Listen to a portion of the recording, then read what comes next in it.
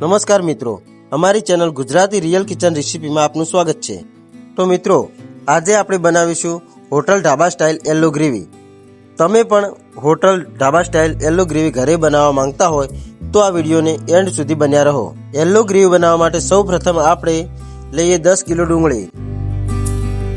ત્યારબાદ આ ડુંગળીને સારી રીતે છોલીને કાપી લઈએ। હવે આ કાપેલી ડુંગળીને સારી રીતે 2-3 પાણીથી ધોઈ લેશું।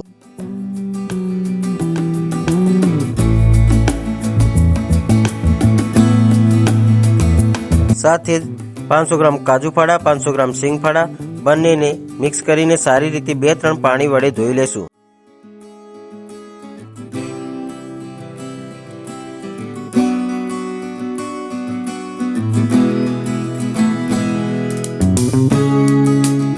હવે લેશું આપણે એક મોટું તપેલું। તપેલાની અંદર 2 લીટર તેલ એડ કરીશું। તેલ એડ કર્યા પછી તેને સારી રીતે ગરમ કરી લઈએ। ગરમ કર્યા બાદ તેમાં ખડા મસાલા એડ કરી લઈએ। ખડા મસાલાને સારી રીતે સાતળી લઈએ।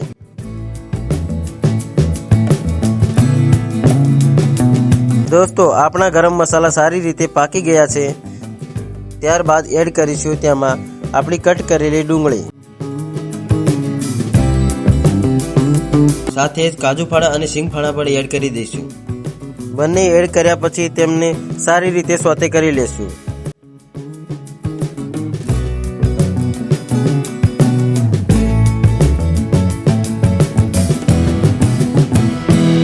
ડુંગળીને બોઇલ કરવા માટે હવે જરૂરિયાત મુજબ પાણી એડ કરીશું।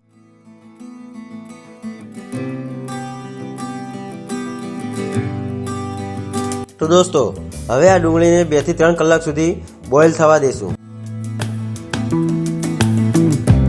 ડુંગળી બરાબર પાકી જાય ત્યારબાદ તેને ગ્રાઇન્ડિંગ મશીનથી પીસીને સ્મૂથ અને ફાઇન પેસ્ટ તૈયાર કરી લઈએ। જો ગ્રાઇન્ડિંગ મશીન ના હોય તો મિક્સરમાં પણ પીસી શકાય છે। પીસતી વખતે આ મિશ્રણ આખું ના રહી જાય તેનું ખાસ ધ્યાન રાખીએ।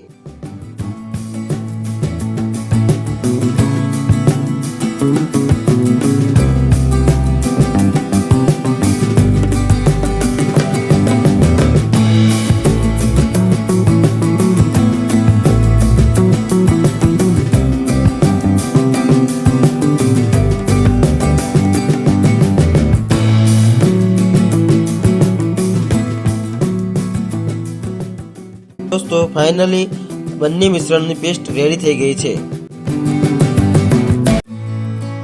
હવે યલો ગ્રેવીના વઘાર માટે એક મોટા તપેલામાં 2 લીટર તેલ લઈશું। તેલને હાઈ ફ્લેમ પર થોડી વાર ગરમ થવા દેશું।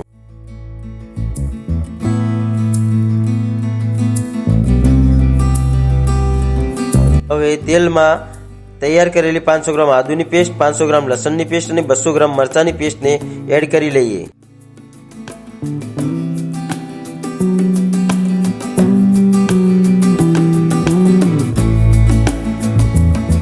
હવે આ પેસ્ટને હાઈ ફ્લેમ પર ગોલ્ડન બ્રાઉન થાય ત્યાં સુધી પકવી લઈએ અને આ પેસ્ટને સતત હલાવતા રહીશું જ્યાં સુધી ગોલ્ડન બ્રાઉન ના થઈ જાય અને તેલ છૂટું ના પડે ત્યાં સુધી।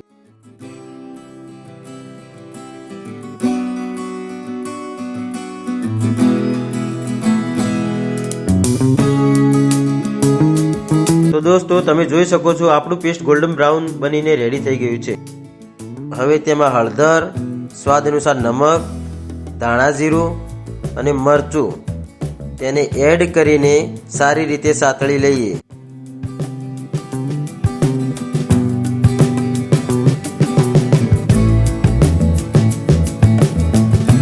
હવે તેમાં ડુંગળીની પેસ્ટ એડ કરી લઈએ।